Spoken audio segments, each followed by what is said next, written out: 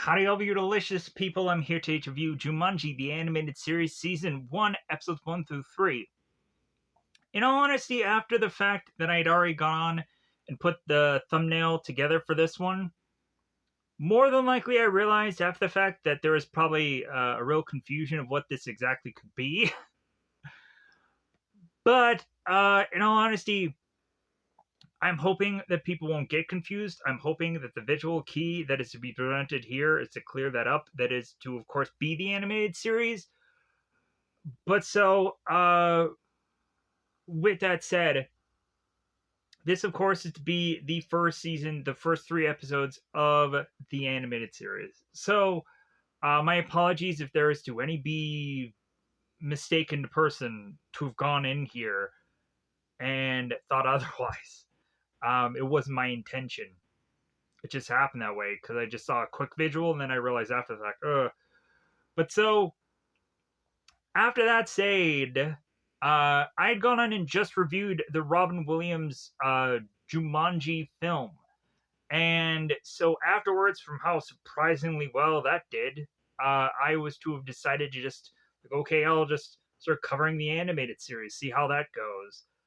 And so, really, my relationship with this animated series from people who have not gone on and watched the other movie review prior, I had gone on to watch this in its original airing, which was, of course, back to back with Extreme Ghostbusters at that time. I honestly was to have just watched Extreme Ghostbusters, but then kind of had some time to kill afterwards. So, like, I realized that Jumanji was on, and so I was like, I don't know if I really want to watch this. But then the more I started to watch it, the more hooked I got. The more I was like, okay, I want to see how this just kind of plays out. Like, I don't care how repetitive the episodes are. I don't care how this show could seem so much like the original film. I don't care. Like, I'm just kind of enjoying what I'm seeing because it's giving me something drastically different than a number of other things. So I could just enjoy it for that. So, really, if you're going on and probably understanding the way of which that I'm already talking about this show, I'm not going to go on and give it a thumbs down. I'm going to give it 2 thumbs up. It's going to go on and be, in all honesty, a solid good 3 episodes, I feel. And I may have gone on and built this animated series to be, like, leaps and bounds better than anything else that exists. And really, like, I haven't watched this thing in years. And also, like, a real, like, perspective on it to watch it again and just kind of see, like, how it holds up or how it really is to have really broken down in my eyes is all the more reasoning for me to want to go back into this and wanting me to rewatch this again. So we would come across these 2 kids, both Peter and Judy, for those who had not gone on and seen the other Robin Williams movie. Feel like I'm going to have to say that a lot. And the 2 of them are to, of course, have one be a cheater and one be a liar, it seems, throughout these episodes. It seems that Jumanji is also to be about certain people who can go on and kind of scam you as well, or not exactly right away tell you what their intentions are and just kind of play out how things are to go on and play out. But so we would have Alan. Alan is to go on and be this character who has been into the Jumanji world for such a long time that it seems that he is to know seemingly the ins and outs of it, to eventually realize he's going to need specific tools in specific areas because certain things are to go on and occur because they always consistently do. This thing very much presents this like Jumanji much more as a game than I feel the original Robin Williams movie did. Really, like the whole entire first movie was just them kind of surviving through it, where as through this animated series, like it's a lot of like tricks and going on and kind of having the brain power to kind of figure and strategize and piece things out to eventually have all of this just kind of work out in these characters' way. So we come across these 3 episodes, and if you were to have not have gone on and watched the Robin Williams Jumanji film, you don't exactly need to. It's not a necessity. You can go into this Jumanji show and to have never heard of Jumanji in your life and gone into this and gotten a pretty decent intro and eventually go in and have things just go on to like present this just kind of unique world in between kind of these two things between the parish house and the outside of that possibly and the Jumanji world that is to have gone on and really been built up here that eventually is to be much more copied from the Dwayne The Rock Johnson movie. So like pretty much that Dwayne The Rock Johnson film is not as like, wow, like they did something completely brand spanking new. No, like they just took everything from the animated series and just kind of plopped it in there. But I don't feel that movie franchise of a thing was as probably menacing as like as what is to have even been put into this show or the original movie. I just feel that again, like we were kind of catering to a certain kind of audience. But anyways, so these first 3 episodes, the introduction of Judy and Peter into the Jumanji world, having Alan be this kind of skilled guy throughout it and is kind of giving us this guide of it all. And in the second episode, it ends up becoming a episode about this kind of traitor slick character that is to be voiced by Tim Curry, and the figuring out or outsmarting of this character and having to go through all of these kind of side missions to then go back into figuring out how to beat this one character. And then, of course, the third episode ends up just more or less becoming about Nora, who is to accidentally be thrown into this world, and now, like, our Alan, Judy, and Peter characters realizing that they need to turn around and save her throughout it. And that ends up becoming, like, the most focused thing in this entire episode. And also, like, it in the third episode is to be kind of like this really rational thing where we'd have Nora, who's to be the obvious parent. It's like, well, hey, why are you cooked up in this house playing this board game? Like, go outside, have fun. But then realizing, like, oh no, like, this game they're having fun doing. So, like, you know what? I'll just kind of let them just be. Like, I'll just let them just have fun. And I'll just get out of their hair. Like, that's kind of what breaks down in the third episode. To just kind of continue on the path of like we're not going to see Judy and Peter for one episode, like going out and with friends and just kind of playing outside and playing with sticks and rocks and whatever, because that's what I used to do as a kid. I would just kind of grab random like stick items and just kind of play with those as if they are to have gone on and been some kind of weapon or sword or whatever, and just kind of played pretend that way when I was a kid. Because when, of course, you were to have had the budget of life, which that I had, like, yeah, it's just like, hey, just kind of figure out the better of ways to occupy your time within your brain. But so, yeah, solid, good episodes. Really did enjoy them. If you have never gone on and checked out the animated series, It's available on Tubi for you to be able to do so. TUBI.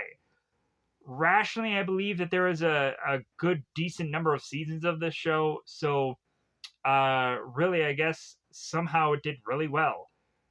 More than likely, it just might have been a thing where a lot of kids like me would have probably just have gone on and watched Extreme Ghostbusters, but then this was also on.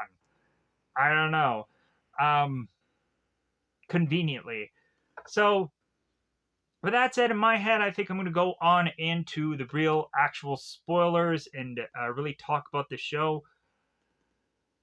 The only things that I probably feel is a criticism about this is I feel that there were certain times where I feel like certain episodes, story wise and whichever, were kind of edited for time because we would just kind of see our characters running away from something. That it's like, no, we should have seen the before scene, not the aftermath of it. Come on, show. You couldn't have gone on and showed us how they got to that point. That's the thing you should have paid more attention to. But then also, I feel that at certain points, the way that this show is kind of pacing, you just kind of do these kind of goofy things that I don't know exactly land the know or think that they land the best way that I feel that they should. But then again, um, they might be funny to a younger audience. I don't know. But so, uh, with that said, yeah, good, clean fun. More than likely, when I go through the 3 episodes and I start to talk about them, there might be more criticisms or more kind of praise in other ways when I go through this. So, with that said, let's go through and let's pause this here. I'm going to go into my quasi cliff notes, and for those of you that are looking for exact terminology for every animal and every beast and every bush and every blip and every whatever.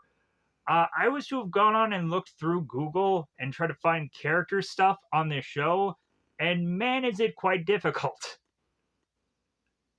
I was lucky to be able to find one page that had maybe a handful of characters, but other than the stuff that I learned from the movie, I don't know if I exactly learned anything well beyond that of what to name these certain characters when they come in.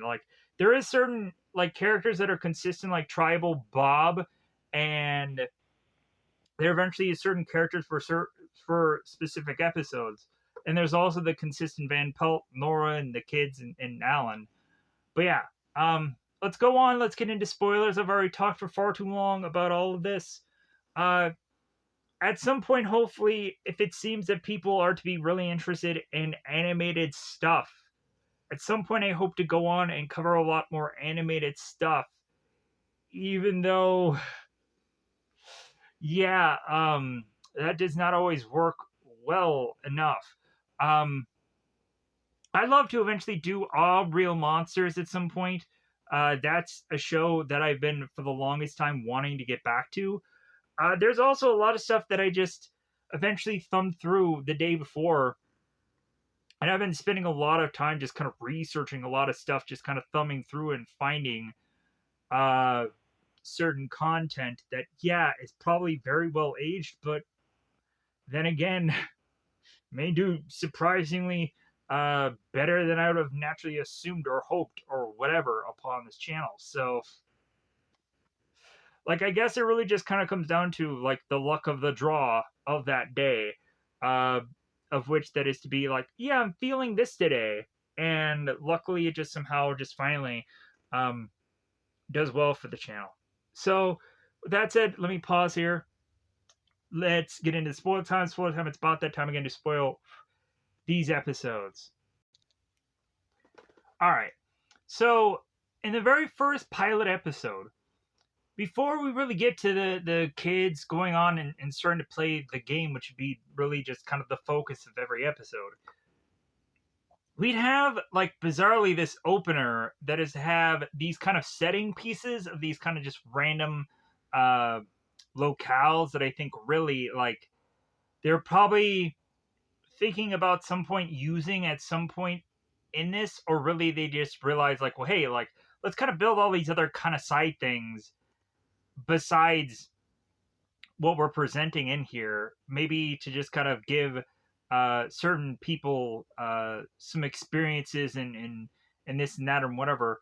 But so, anyways, uh, I really liked that this was a show that it also was to try to do like a world building thing, because it could have been just so simple to have gone on and just like focused on the parish house and then these kids going into the Jumanji world and only giving a crap about the Jumanji world and nothing else.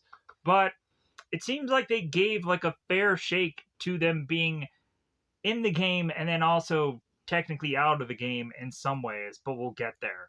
So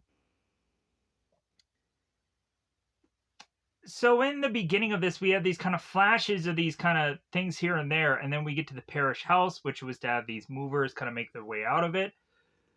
So we'd have Judy and Peter that are going on and kind of contemplating what is to be the thing that they are to go on and do, instead of being stuck inside to play this board game. And Judy is going on and mentioning that she is to feel that, like, well, hey, we're only going to be the new kids in town for a brief time. We're not going to be the new kids in town forever. And maybe we should go on and start meeting people and having like just time outside this house. And Nora goes on and says the exact same sentiment, almost word for word, the exact same thing that Judy is to go on and say off in the distance. So, but Peter is just still adamant about playing this board game, and Judy gives in. So, Judy goes on and reads some of the board game writings and rules and stuff like that to be placed upon this board game, like we had, of course, gone on and seen quite similar to the movie. And so they then go on and start rolling the dice, and we then realize that automatically we'd have both of these characters getting sucked into the game.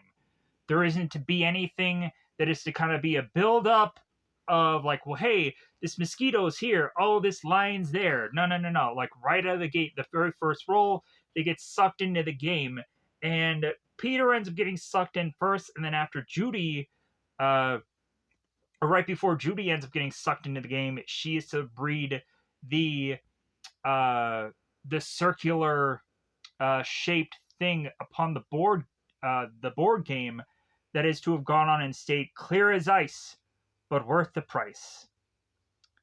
And Judy is like, what the heck does that even mean? To the point of us having to realize that these characters have to look at the board game every single time before they go into the game, because there is a trick-like thing to have gotten out of it.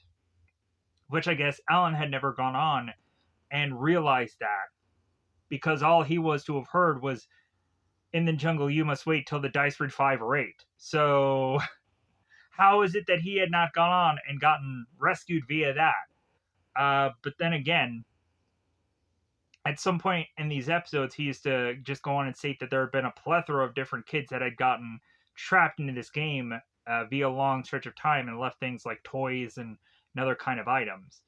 But so, I'm getting a little ahead of myself. But so, we'd have the two kids realizing they're inside of this jungle-ish like environment, and they're to go on and be like, hey, where is this? What the heck is this? And we would have Alan, who is to whisper sweet nothings nearby and say the word Jumanji, and then he walks off. Weirdly, I'm like, what a creeper! What a creep!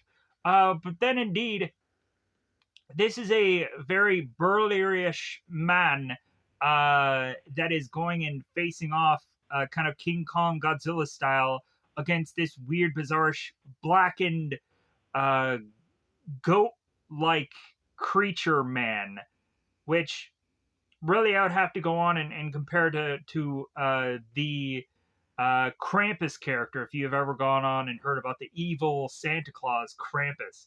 Like, that would really reminded me of that. Or possibly Hellboy, but if Hellboy was black.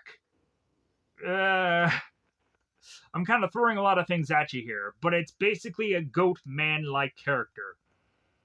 So Alan goes on and is to be tussling with that, and at some point we would have both of the kid characters bumping into Van Pelt.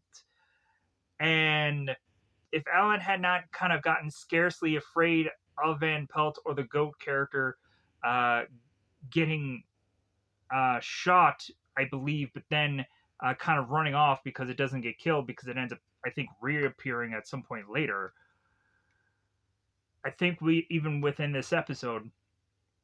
So Van Pelt ends up bumping into the kids, and so the kids are new to this whole entire Jumanji world existence. They have not gone on and played any of this prior. Like, this isn't completely tied to the film. It's all just its own thing, which is kind of nice. It really is. So the kids are talking with Van Pelt, just kind of having a little chit chat, just getting to know one another, swiping right on Tinder. I don't know. So they're kind of there's kind of a huge age gap between these people, folks. I'm just making a joke. So maybe they should have swiped left on Tinder. Is it left or right? I don't know. But so the two of them, it seems, are getting along seemingly well, but then Van Pelt is probably having the snickering, like, ha ha ha ha, like they don't know me, so I can go on and just have them for dinner if that's what I really want. And so Alan is to, of course, know better, and he wants to go on and do what's best for these kids and eventually try and save them. So Van Pelt is to take both of these kids to his hideaway, his little nook, his little cabin in the woods, which eventually bizarrely continues to have monkeys nearby. And in the very early first episode, they go on and they just take this man's crossbow and start firing away at it. And I'm just like, okay, all right, like, I guess this is just kind of set up that these monkeys, if you had not gone on and seen the Robin Williams film, are to just kind of be these kind of pranksters and kind of weird, curious monkeys that are to go on and seemingly get into all kinds of things to unleash this chaos into the world. But so, beyond that, so we get Van Pelt and the kids into his home, and the more and more that the kids are kind of chatting with Van Pelt, the more kind of Pelt here is to really much, I guess, less and less disguise that he's an evil man. And so we come to find that Judy and Peter are to go on and talk about how Jumanji is a game, and Van Pelt is like, it's not a game. And Judy is going on and trying to tell Van Pelt about the whole clue that she had saw and was to try to figure out maybe with the assistance of Van Pelt what it was, but really there was not enough time for them to go on and really get to that, because while they go on and talk, while Van Pelt, of course, is upset with the kids for calling this world a game, we would then have Alan go on to try and rescue these kids. And I think they end up going through the chimney, or eventually, like, there's something going on with the chimney that eventually I think they go on and try to leave from, but then eventually Alan ends up getting kind of toe-to-toe with Van Pelt here. There's a fight happening between the two of them, and how it all eventually plays out is that Van Pelt ends up getting hit with this rhinoceros head trophy, and it ends up stabbing him in the chest. But then, of course, this being a kids show, Van Pelt is to kind of pull it out of his stomach, and like there's nothing there. There's no hole there. There's no blood. There's no nothing because this is a kids show, and also it's a video game world technically. So I think that's kind of goofy in a way. That there is nothing there. But anyways, but like the kids end up kind of running away, getting out of this whole thing. So Alan and the kids are making their way to this bridge. And so we have Alan kind of as a guide to these kids going on and saying, like, hey, do not trust Van Pelt. Like, everything here is basically going to try and kill you. So, like, yeah, like, definitely, like, just stick with me and you guys will be fine. So, Alan and the kids go to this bridge and then realize that, like, yeah, like, we can't completely cross this bridge because these vines are all of a sudden entwined within this bridge, and Alan is to go on and look at this knife that he is to have and just be like, hey, do you guys swim? Because he cuts the ropes of this bridge, they end up falling, and it seems that they're going to fall to their death, but no, they just kind of swim out of this ravine, and they kind of swim off to the side, and the kids are kind of looking at Alan. It's like, well, hey, like, why did you cut that bridge? Like, why did you? And so Alan kind of breaks down that he is to have done that for specific reasons, that there is to have been no way to have completely crossed that bridge because you'll get attacked by panthers. And there is no way to have completely, like, continued to swim this ravine or this water because you'll get attacked by crocodiles. So, like, if anything, like, everything is strategically placed for absolute reasons. So Judy and Peter are just like, man, like, you really know your stuff. And Alan's like, well, yeah, I've been here for 23 years instead of 26, which was to have been the whole thing of Alan in the prior film. Bizarrely enough, like, maybe Alan had lost track of time. Maybe he lost 3 years of time thinking that it was 23 years, but it seemed that he had gone on and also taken count. So, yeah. Anyways, we would also have Alan, who is to kind of introduce himself to the kids, and Judy, who of course is a big old fat liar, is to have told Alan that they're both Bonnie and Clyde. So throughout the first episode, Alan is going on and calling both Judy and Peter Bonnie and Clyde, even though that's not who they really are. But it's just, like, at some point, Judy will finally come to trust Alan more and say, it's like, oh yeah, like, my real name is Judy and he's Peter, and, like, I guess we can really trust you now, so, like, we're gonna be more honest with you. So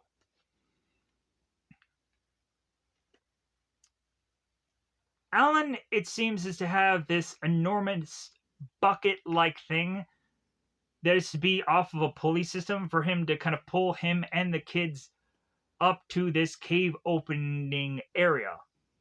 And so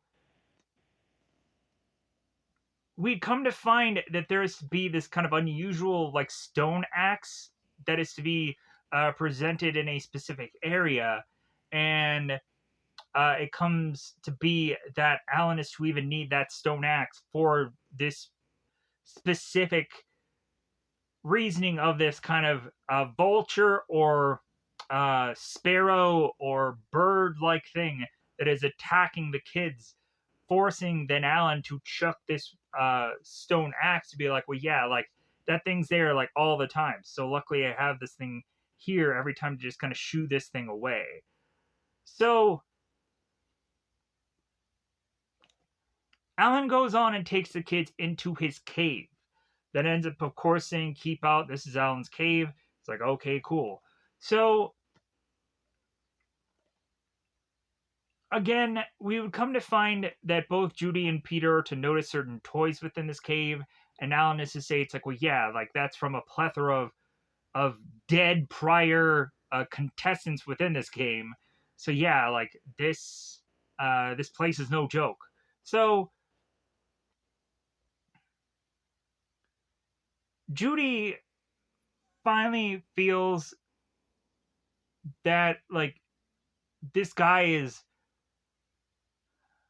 like telling her the truth and is really like being very forthcoming. So Judy then goes on to say like, well, hey, like if you were to have been a person like to have like gotten out of this game, why haven't you? Like, why have you been here for so long? As the markings are to just show us like how long he's been there. And Alan's like, well, yeah, I don't know, I just can't figure it out. And Judy's like, well, what did your clue say? And Alan was like, what clue? Like, I never got a clue. What are you talking about? I just got sucked into the game. Like, what? So Judy goes on and says, like, well, yeah, like, well, we got a clue. And so Alan was like, well, what is it? Maybe I can help you guys out. And maybe we can get all out of here together at one time. Maybe that'll be how it works. So Judy then goes on and is to state that, like, clear as ice, but worth the price is the clue. And Alan is like, oh my God, I know exactly what that is. And Judy's like, oh, do you? And Alan coincidentally had stayed within this cave simply because there was to have been this kind of weird, unusual object that he is to show Judy with this spear that he was to hope that someone could get to. That, of course, wasn't him because he wasn't small enough. So Alan is going on and looking at Peter. It's like, well, yeah, like you're the exact size to fit into this hole to get to this item, whatever it is. And so Peter then, of course, goes on to make his way to this puzzle crystal thing to obtain it, and is to start to try and solve this puzzle. But then, bizarrely, while this is all kicking off, we would have Alan and Judy, who is to be face to face with this gigantic, spiderish looking thing. And then also, it seems that Peter is also having his giant spider, or giant spider, baby spider-ish like problems as well, with a swarm of just baby spiders that are starting to crawl up upon him. So very much I don't feel any of this stuff is legitimately anything that's like really like frightening for a kid at any age, but I don't know. Like really I felt that also like I felt that like both possibly Jumanji and Extreme Ghostbusters were maybe like darker shows for kids compared to like the real Ghostbusters. But then again, I don't even know how really kid friendly the real Ghostbusters was because it's like it was ghosts. But that had a much cartoonish like approach to it, where like we really started to more and more get all kinds of like assortment of cartoons at one point that when really looking back on it it's like wow, like yeah, like that is to have been having us realize it was way too violent or it was way too this or it was way too that. And it's like, man, we showed that to our kids or man, our kids watch that and whatever. Then again, at some point you all of a sudden just need to let your kids just grow up. Yeah, like kind of lean your kids into a rated R film as long as it's like something not too gory or not too whatever. It's just kind of like, you know, just eventually when it seems like you think they can handle it. Yeah. I don't know. I'm not a parent. Hence why I'm probably saying this right now. But then again, like um have your kids grow up. Yeah. Maybe not too fast. But so, anyways, moving on. Uh, as I was going to say, Peter is trying to figure out this puzzle. Alan is fighting this giant spider. So Peter, it seems, is to just be like forced to be in so much a rush as these spiders are to form all over him, and also Alan and Judy are forcing Peter to like, hey buddy, wrap it up. Like, come on, like we're gonna die out here. So this now forces Peter to break and smash the puzzle to then have the pieces come flying off, and so he takes all the pieces and just forces them together, and the puzzle works. So all of a sudden it seems that they're home and everything is to be all right in the world. And it's like, oh, okay, great, like super, like, man, this is a really short show. Like, but eventually, like, for how many times that we would probably have our characters probably tease that this is to be the end, and then eventually realize that maybe it's not.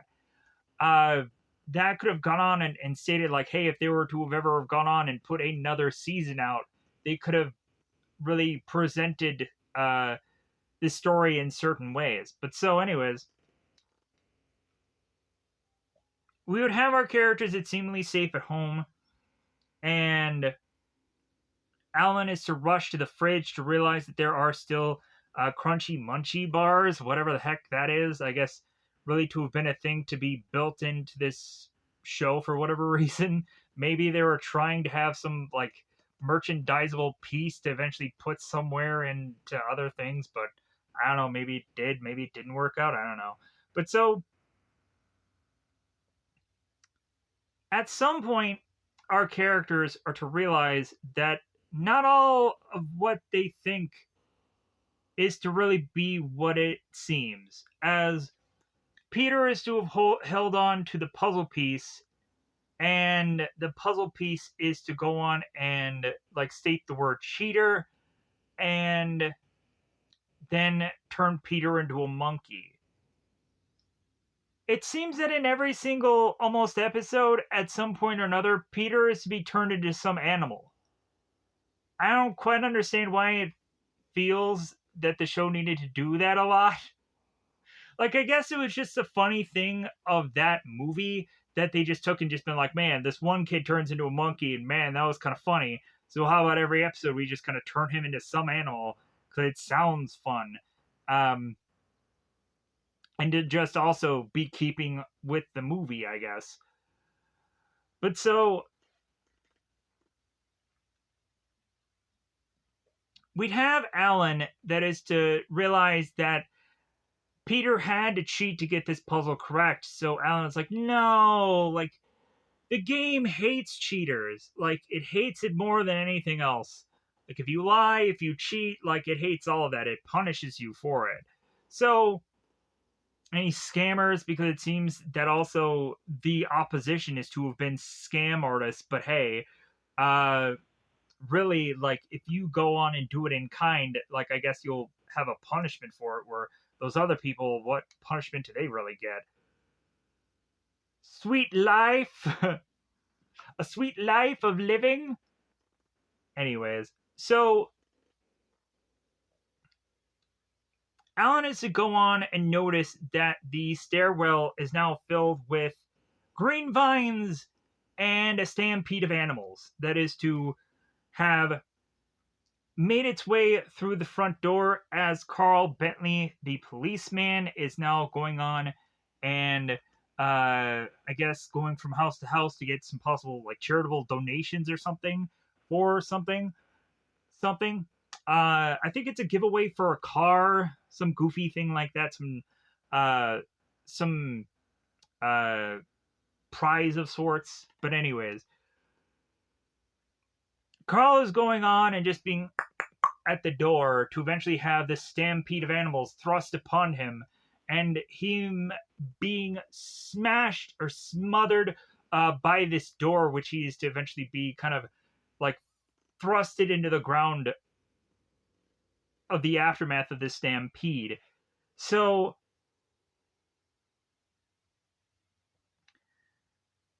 and then again, we also find the monkeys are to steal the cop car, run away with it, and have a good time. So, our characters are to realize that they need to make it back to the attic to hope that they can back into the game. But really, just the attic ends up completely becoming the Jumanji game itself anyway, so it's just easy access. So,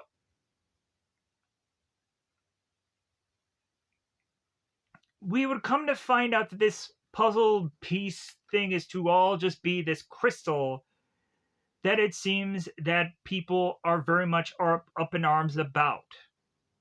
Because, of course, we'd have both Alan and the kids eventually going back into Jumanji, bumping into Van Pelt, who is to have gone on and wanted the puzzle, and the kids and Alan had kind of made up this story that the tribe had taken this puzzle piece, which wasn't exactly true, but the kids had to go on and trade it for their lives. So Van Pelt is like, well, okay, like, well, I'm going to trade your lives for this puzzle. So Van Pelt ends up going on to encase our three characters within this tiny little cage, which then forces them to be much more honest to Alan that they're not Bonnie and Clyde, and Alan is to go on and appreciate the honesty at least. It's like, well, hey, I've always been honest with you, but hey, it's okay if you lied to me, because at least now you finally told me the truth. So we have Van Pelt who's going on and kind of firing at the weird goat character. And so Judy is kind of wanting an update from Peter of how his monkey business is growing upon his arms and bate. And he's like, well, yeah, I'm okay. I'm just kind of dealing with being a monkey right now. I'm just kind of hung upside down, and eventually I'm going to use my tail to kind of trip up Van Pelt here shortly. So we'd have some point where we would come to find that this bizarrish tribe seems to be bizarrely friends with Alan for some goofy reason. These tribes are these creature-like characters that are really to just kind of be these like tiki looking heads with like hands and feet, and that's about it. Like their heads, hands, and feet, and that's about it. But they're just kind of weird and goofy looking. But so we'd have Tribal Bob that ends up rescuing our characters and untying them from this cage, and Van Pelt goes on and tries to stop Tribal Bob, and Peter ends up whipping his tail to then force Van Pelt into one of these pod-like plant things. That I feel that it did not go on and explain well enough what these things actually are. But I also probably said like if you had ever gone on and seen the "Feed Me, Seymour, Feed Me," that's the whatever that thing was. The movie with Rick Moranis. The Shop of Horrors, yeah. The "Feed Me, Seymour, Feed Me" thing. That was yeah. Like if you've ever gone on and seen Super Mario Bros, that thing. Yeah. I just want to keep saying that word. But so that would of course lead both Alan and the kids to have a bit of discussion with this tribe. So we come to find out that this tribe wishes these people no harm, but really wants that puzzle piece.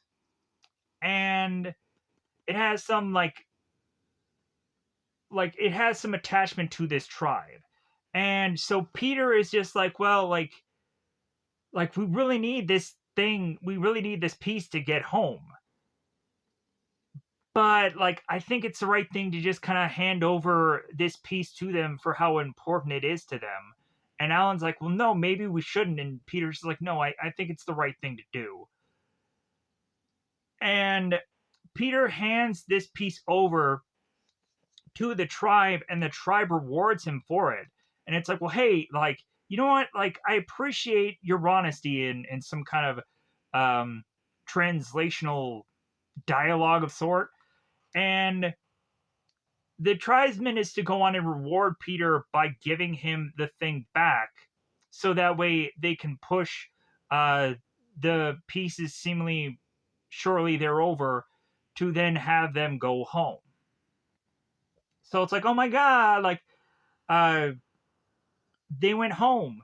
Oh, we also had at one point where Carl Bentley and his superior are watching on as the monkeys are driving this car, and so the superior is talking to Carl Bentley. It's like, well, hey, like, what are these monkeys doing in your car? And Carl is just like, well, they're peeling out. Peeling, monkey humor.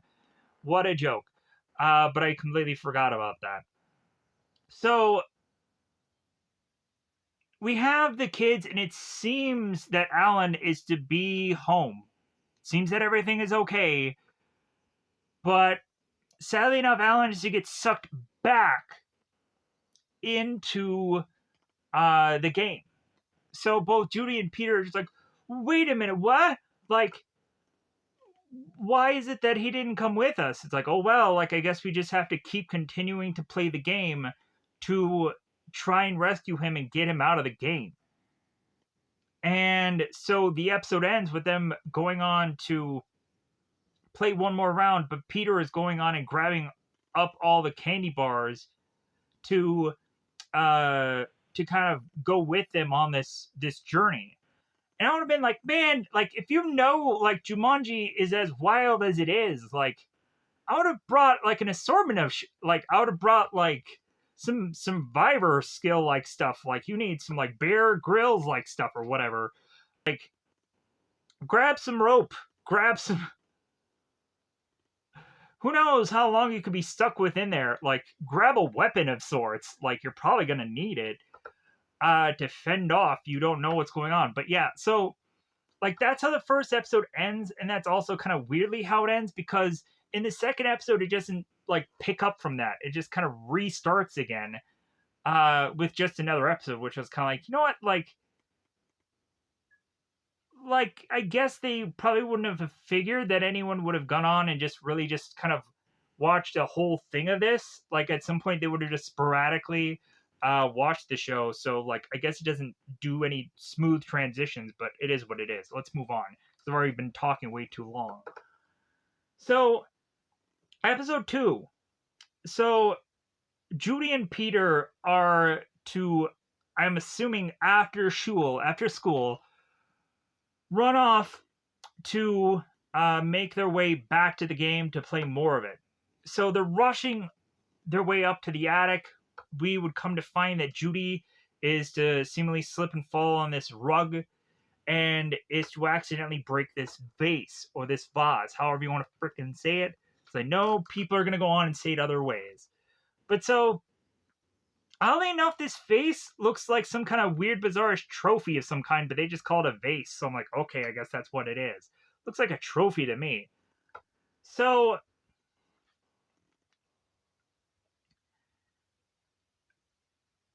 of course, Peter turns to Judy. It's like, oh my god, you just, like, broke this vase. Like, Nora's gonna, like, just eat you alive. And Judy's like, no, I got Nora handled. And Nora's like, oh? You said what, kid? What? Who did the what now? Like, you didn't know it would be sneaking up behind you now, did you? You didn't know it would be coming at you. So, Judy is to come up with this huge elaborate story of which, because she is a liar, to have stated about some steel-jawed termites and this and that, outlandish story that no human being could ever believe. But it seems that Nora is just like, oh, okay, sure, right. Yeah, then Nora is kind of telling Peter, it's like, I know what she's up to. I know her schemes. Like, don't believe like I'm this oblivious person and I'm just gonna take this lying down kind of thing. So she should have just laid down and just, but not rolling the dice within that third episode, that's for sure. But so, moving on. So, we would, of course, have the kids rushing their way back to the attic, rolling up that dice, and laughing also about how Nora had fell so easily for that termite trick of that stupid story. But so, we'd have our characters going back into the game to come to find that Alan is to kind of be in the midst of negotiation with both Judy and Peter, watching on. So it seems that Alan is in a much need of some great Jumanji hunting spear. And he's going on and talking to the same tribe that had saved him in the prior episode before. Because it seems that there is to be a number of tribes, but it seems that we've only really legitimately seen this only one. But so Alan is going on and trying to make some kind of bargain with these people, but it's just not working out. So Judy's like, well, hey, how about I bargain? Because I'm going to do all kinds of things to just promise and lie and connive. So we all of a sudden transition from both Judy, Alan, and Peter running from this tribe because this tribe does not go on and appreciate liars. So the three of them go on to run off to then realize, like, well, hey, like, Alan really wanted this hunting spear, so, like, what are we gonna do? Like, what should we go on and do now? So, all of a sudden, this traitor Slick appears from out of nowhere, it seems, like an RKO from Randy Orton. So, if you don't know wrestling, that reference is just gonna be whew. But anyways, Trader Slick, Tim Curry, coming in and he's presenting who he is, whose name he is, that he has this whole huge warehouse, it seems, of a trading expo locale location store thingy. So, like, I was almost expecting like a song and dance. Like, that's how elaborate this whole build-up thing was. So, we would come to find that, like, the trader is to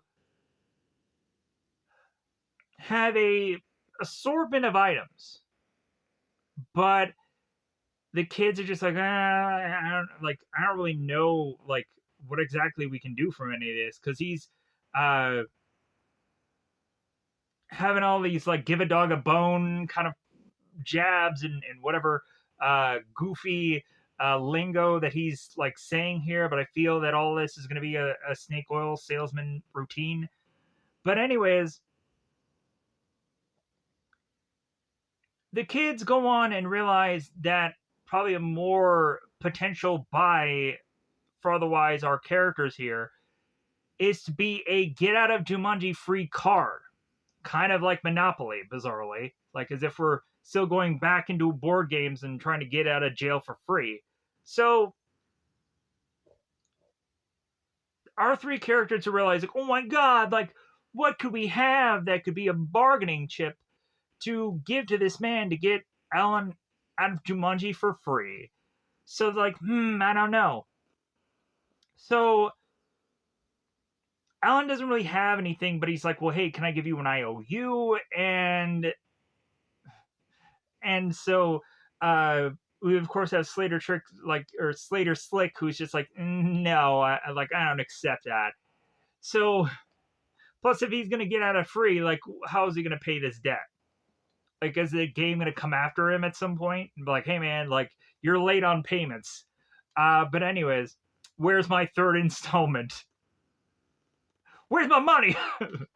Is he gonna be like, is Jumanji all of a sudden gonna come and be like Stewie Griffin? For every time that Alan doesn't start paying him, he's gonna start like shooting him in the legs and just beating him up and coming after him like, hey, where's my money? We went for a turn here, but I'm going with it. It was funny. But anyways, uh, where's my money?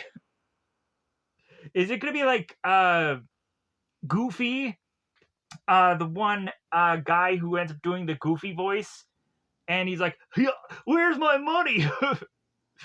Yeah. Like that whole thing, hilarious. If you've never seen it, you honestly need to see the video where it's the "Where's my money" Goofy thing, because the guy goes on and does all these kind of wild voices and whatever. And I'm like, oh man, I can kind of do some of those voices too, but not all of them, because it kind of gets where he's doing all these like actor voices, and I'm like, I can't do those.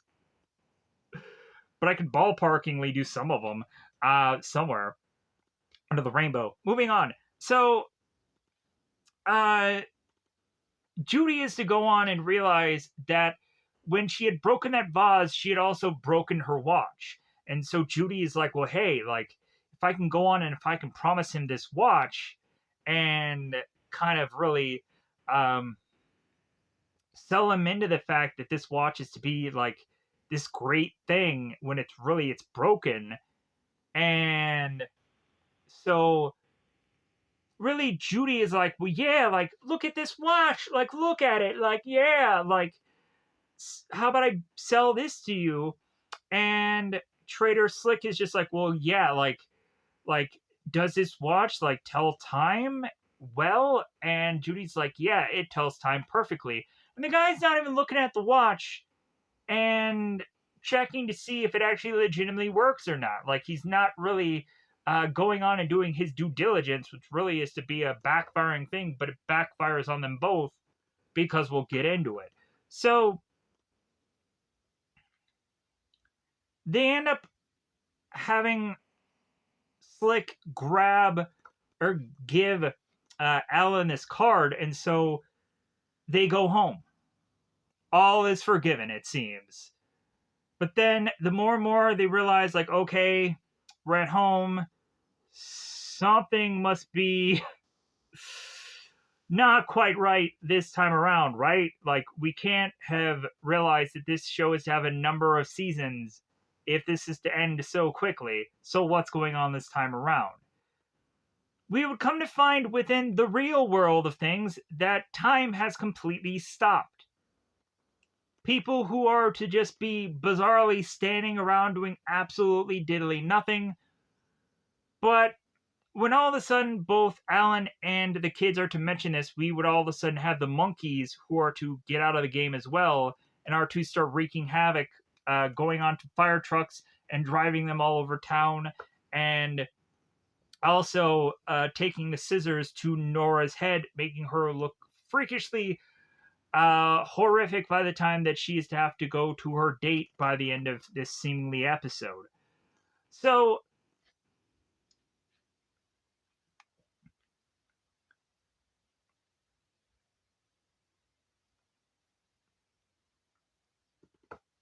all kinds of chaos is happening. Uh, Carl Bentley ends up getting depantsed here. The cop. Uh, we'd also come to find that Peter is bizarrely turning into a tortoise because he needs to just continue to just be turning into animals. Uh, so really, our three characters have to be forced to make our way back into the game to then just be like, well, okay, like, we have to get that watch back. That's the whole thing, stopping time from going forward. So, like, because we lied again. So they go all the way back to this trader to try and figure out a way to buy this watch back. And Trader Six is like, no, that watch is just very valuable to me. Like, I just can't give it away. Like, you have to go on and really give me something more than nothing that is just gonna, like, just wet my whistle. It's just gonna trigger my finger. It's just gonna, build me up, buttercup, baby. So our three characters are to go on to just be like, well, like, what do you think is a thing that you might go on and you might need? And the trader is to mention, like, well, I could probably do with a helmet of some sort. And they come to find out or realize that that helmet is to actually have been Van Pelt's helmet. So like, oh my god, we have to face off against Van Pelt to get his hat off of his head, to then run off with it and have him like be shortly behind us and start shooting and trying to kill us while we're trying to get this helmet back to the trader just to finally get this trade to go well. So we accomplished this whole task while Judy is to have almost barely touched Van Pelt, who's in his bed with gun to his side and hat on consistently, it seems. Probably almost glued to his head. So, like as if he's Hulk Hogan and he needs to wear the bandana 24/7. So, maybe he does. I don't know. I don't know his sleeping habits.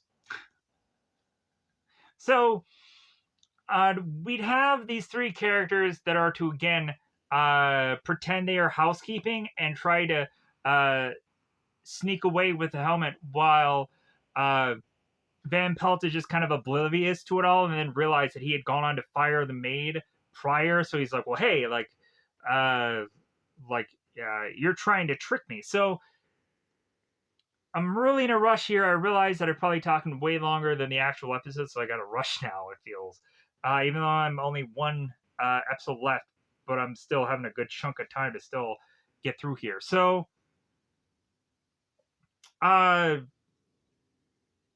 so when Van Pelt wakes up, they roll the carpet. He falls, and because Van Pelt was much more distracted on Tortoise Peter.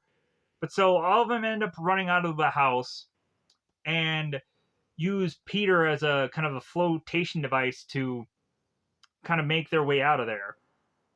So by the time that they make it to the trader, we come to find out bizarrely that this guy is to like somehow or another all of a sudden have a surplus of these helmets. And so now there is to be no trade to be had this day. And they're like, well, hey, what could be another thing that you could go on and want to trade us for? And we would have this trader going on and being like, well, I could probably do with that great spear from the Jumanji, the Jumanji tribe. And so like, oh my god, like, let's go on and let's try to figure out how we can go on and kind of persuade these characters to hand this over. So, but really to just kind of sneak and grab it away from them. Because what happens is we'd have our characters making our journey seemingly shorter than it should be by having them kind of make their way up to the spear or the tribe and then running away of the aftermath of it all with the spear. And they're like, oh, hey, yeah, we got it, but this tribe is running after us. So we'd have these three characters going on to the trader and being like, well, hey, we got this great spear now. Let's trade. And the guy's like, yeah, well, like the thing about this great spear is, yeah, I have all of a sudden a surplus of foreign-built spears. And now, like, what good is really this? I have all of a sudden, like, a plethora of all these other spears that are just identically the same. Wow. And so now, like, the group is just ticked at this point. They're just like, you know what? I'm done with this. Like, I'm going to go on and figure out something, trader, that you want that you don't know that you need. So, and we have to realize that the trick or the rhyme thing of this episode is a trick in rhyme saves time. So, if I hadn't said that prior. So, we would come to find that Judy is to bring this box to the trader. Just being like, yeah, I have this. Ooh, it's so valuable. Ooh, I just want to continue to open this box and look at it and just smear my body all over it. This should be a kids review. No, it's not. It's a family review. It's all family. It's not for them youths. It's not for them youngins. They've had their time. Slather the box all around their bodies and just have a good liquoring of time. Licorice of time. So, uh, so Slick is just like, well, I gotta buy this box. Here is this watch. Give me this box. And so he opens the box and he realizes that there's nothing in there. There's diddly squat worth of jack crap nothing in there. And he's like, just, oh, you sold me nothing. And Judy's like, aha, like, yeah, like you are the man who is to have everything, so why not also just give you nothing? So why not just have you buy into nothing if you are the man who has everything? So a good little trick. Trader Slick is just like, like well played, dear Judy, well played. Like, but I'll be back. Like, you'll see me again, and you'll need me for something. But so, of course, Alan would have been given the card to have tried to get out of the jungle, and so Judy and Peter are to get out of the game after figuring out the puzzle for this week, and they're to be outside of the game and realizing where Alan is not, which is to be out here. But then Peter realizes that the card had fell conveniently in front of them to just be like, well, like this card is to say one-time use. So they had already gotten out of the game technically. So there had to have been a catch for that card. So Judy and Peter are just like, man, like we have to do this again and figure out a way to hope that we can get Alan out.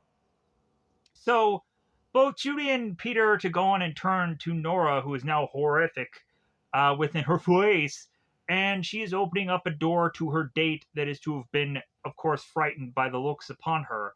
And that is to be how the second episode ends. Going into the third episode, Nora is to, of course, be upset with the kids for playing the Jumanji game so often. At this point, 3 episodes deep. So she's to bizarrely have this tape recorder going on and is talking about this this note for this principal that she's going to go on and have to talk to seemingly someone about. And so Nora ends up taking the dice away from these kids and is to really just be like judging what they're doing, as well as also just being like, well, hey, like you should be focusing a lot more on your studies than consistently playing this game, and maybe I should take it away from you.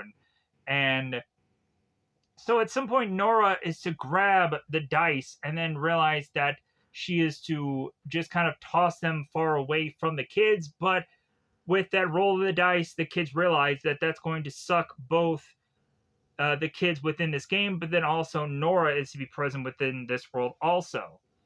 So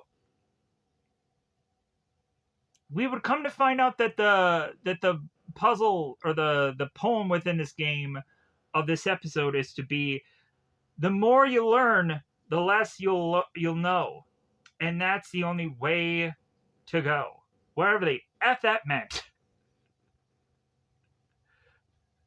That honestly very much sounds like the Brady Bunch father. If you've ever seen the Brady Bunch movie, where the dad goes on and has these like bizarrish like little like poetic things that he goes on and tells the family, it's like, well, hey, like you're not home until you know where you are.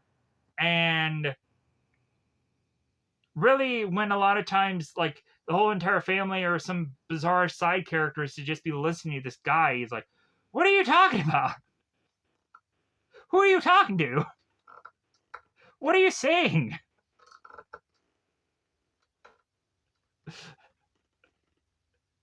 You're not dancing until you get out on the dance floor. What does that even mean?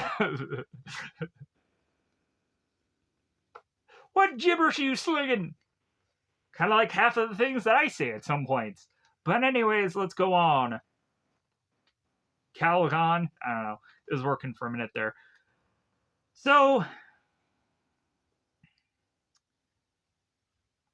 we'd go into this game, and we are to have Nora, who is to be separated from the kids. Both both Judy and Peter are to be met up with Alan, but then Nora is to have gotten somehow dropped in with being alongside this lizardous, rhino-ish animal, which had gone on to attack both Alan and Judy and Peter, but then had moved on to then have Judy seemingly being positioned on top of this animal that is to have at one point Peter try to go on and grab the tail of it, but then the tail kind of rips off, and so this lizardish animal is consistently being ridden by Nora to make its way onto this kind of massive trap that is to kind of munch down on top of both Nora and giant lizardish monster that ends up just kind of trapping them inside instead of going on and just kind of killing. Like, it kind of looks like a bear trap, but then again, it's also like a containment much more so than a clasp. You know what I mean? Again, that of course it should have been figured out quite earlier. It's not a killing thing. It's a more trapping trap. And so we'd also have Alan, who is to kind of deliver like this Tarzanish like moment, like kind of what we see here, where he goes on and he just kind of grabs these kids and he kind of swings them out of the way of this animal, and then Nora gets the animal ridden treatment. Anyways, moving on. So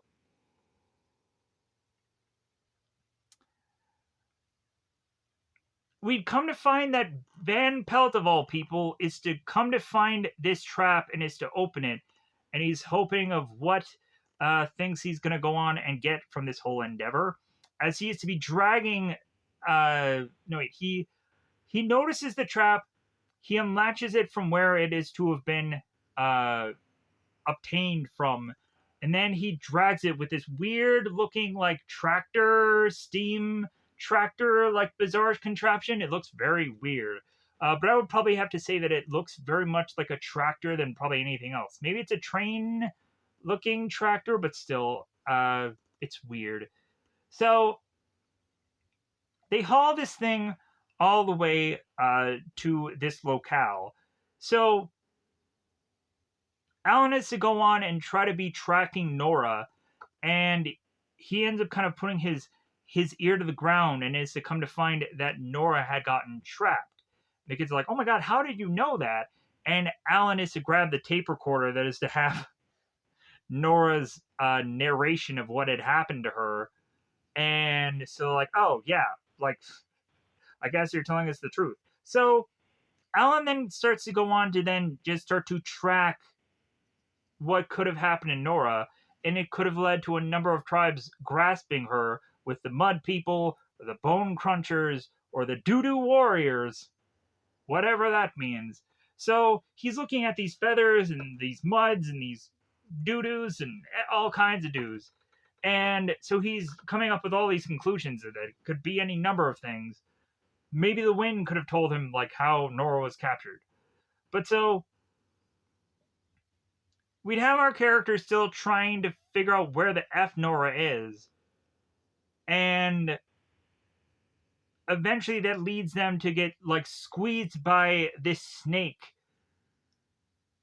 and eventually fallen into this water that is to have a number of piranha that is to quickly just nibble at them, but not exactly devour them as it probably should have, because it's a piranha. But so Van Pelt is to finally, after millions of years later, open up this trap to find out what mystery Boxy has opened here. So Van Pelt is to come to find that the big lizard thing is to seemingly run off, but then he's left with Nora. And Nora bizarrely is to be almost in love with Van Pelt bizarrely, and Van Pelt is just like, well, like, I appreciate your taste, woman, but I feel that I am for not for you. But yeah, so Nora's going on and saying that Van Pelt is her dream lover and her rescuer, and Van Pelt is like, dude, I can't wait to just eat you for dinner. I'm wondering what your taste is gonna be like. Like, are those legs gonna taste like chicken? I'm curious. But so, uh,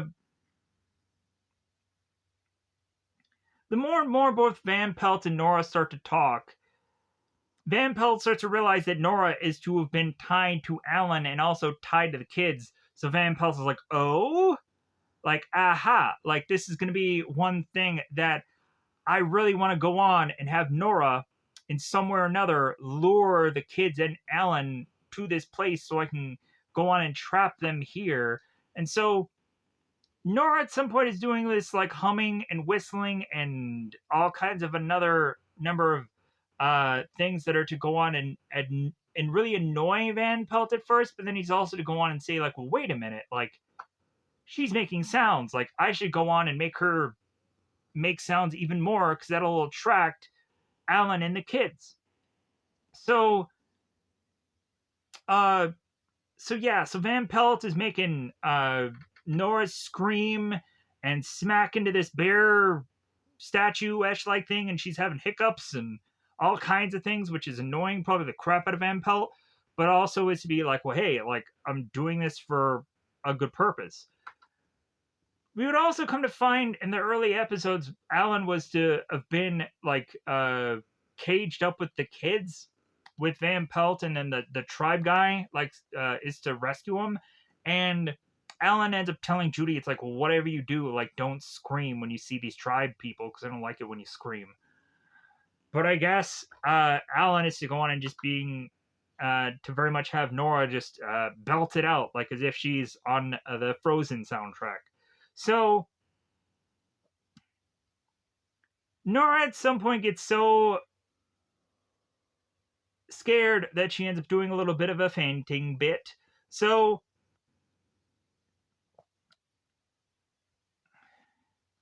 we'd have Alan and the kids making their way again through more of this way of getting through the brush of Jumanji, and they bump into Tribal Bob again. And so at some point they're having a bit of dialogue of like, well, hey, have you seen this girl? And Tribal Bob eventually shows it's like, well, hey, yeah, like whatever you do, like don't like step on this like sacred ground. And then the kids just kind of step one thing to the left, and it's like, oh yeah, we're safe now.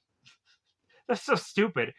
But then they go on to tell him it's like, well, yeah, like the whole like uh Van Pelt hideaway is just a brush away, and so they go on and like they look at this one brush and they look at the other, like, oh yeah, there it is. The joking, usual Looney Tune-ish comedy of it all. So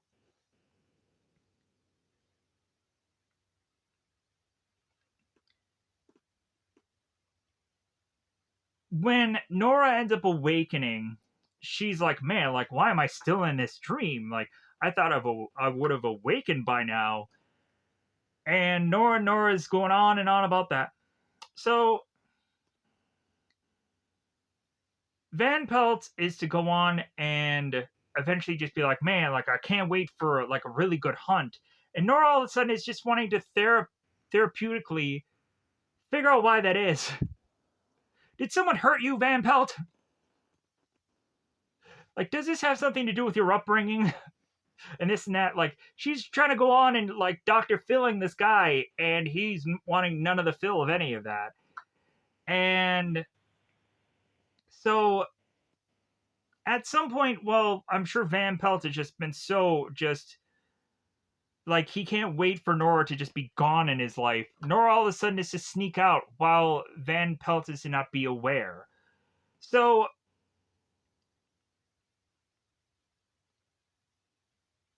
Nora ends up eventually getting chased by the monkeys while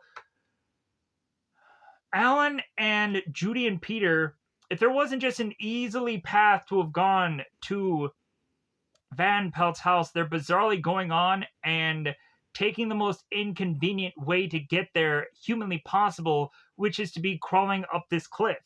That is to have all these kind of lizards or whatever kind of popping out of it, where they're to just kind of whack a mole and whatever them to just like kind of continue to get through this cliff. It's very freaking bizarre. So Nora ends up making her way past these monkeys and eventually jumps on this patch of water, which eventually by then both Alan and the kids make their way to spot exactly where Nora is. And so here's where they're reunited and it feels so good. And they're like, oh yeah, hey, yeah, like, great, like, we're finally back together. But then all of a sudden, Nora realizes that she's on this crocodile, so she jumps off of it and is like, oh yeah, well, hey, it's so great that we're still here. Yeah, that's great. So,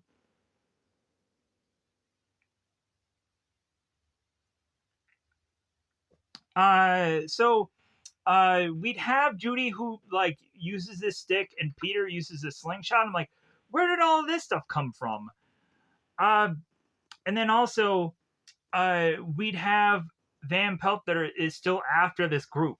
So Van Pelt is still trying to hunt them down. So the kids end up using the tape recorder as a way to snare Van Pelt into the location that they aren't by continuing to just kind of make this recording. So Van Pelt tracks down this tape recorder and he destroys it, realizing he's been had. So